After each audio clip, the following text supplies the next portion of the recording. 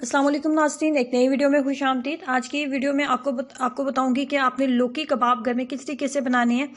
इसमें इस्तेमाल किया जाता है लौकी और चने की दाल का। बहुत ही आसान और सस्ती सी रेसिपी है और खाने में बहुत टेस्टी बनती है। तो कैसे बनाएंगे, कंप्लीट रेसिपी जानिए। इसमें लेंगे सबसे पहले 250 ग्राम के करीब चने की दाल। चने की दाल को 2 से 3 घंटे पहले पानी में भिगो के ज़रूर रखें, जिससे दाल जो है बहुत जल्दी कुक हो जाएगी और कबाब बहुत अच्छे बनेंगे। और नंबर 2 पे जिस चीज़ का हमने इस्तेमाल करना है वो है लौकी। और लौकी का जो बीज का पार्ट होता है, जो सेंटर पार्ट होता है इसका, जिसमें बीज होते हैं, वो निकाल दें। और इसकी जो मिकदार हमने रखनी है वो 500 ग्राम है। 500 ग्राम हमने ली है लौकी। उसके बाद हमने जो मसाले इसके अंदर ऐड करने हैं, उन मसालों को देख लेते हैं कि उसमें क्या क्या चीज़ें शामिल है। उसमें हम लेंगे सबसे पहले ज़ीरा हम लेंगे। उसके बाद हम लेंगे गरम मसाला पाउडर 1 टीस्पून, अदरक 1 टीस्पून, 5 से 6 जवे लहसुन के, और 2 टीस्पून के करीब मैंने लाल मोटी मिर्च लिया। और उसके बाद 1 टीस्पून नमक ले लेंगे। तमाम चीज़ों को प्रेशर कुकर में डालूंगी और 1 गिलास पानी इसके अंदर मज़ीद डाल दूंगी। और प्रेशर कुकर को 15 से 20 मिनट के लिए बंद रखेंगे। उसके बाद इस तरीके से हमारे पास जो मिक्सचर है वो तैयार हो जाएगा। इस मिक्सचर को डालेंगे चॉपर में। लेकिन एक बात का आपने ख्याल रखना है कि चॉपर में डालने से पहले जो आपका मिक्सचर होना चाहिए वो बहुत ठंडा होना चाहिए। गरम गरम मिक्सचर चॉपर में नहीं डालना। और उसके बाद इसकी ये फाइनली हमारे पास जो तमाम मिक्सचर है वो तैयार हो चुका है।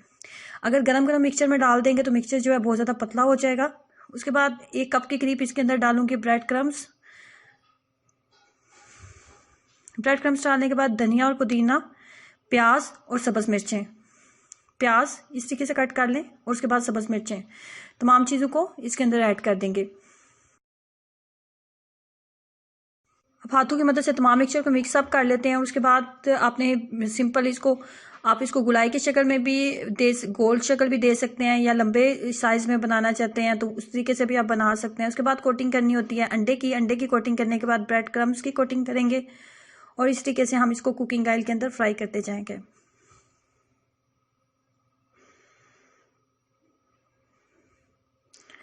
इस तरीके से तमाम कबाब जो है हमारे तैयार हो जाएंगे। अब लेंगे एक फ्राई पैन में कुकिंग ऑयल और उसके अंदर हम इसको फ्राई कर लेंगे।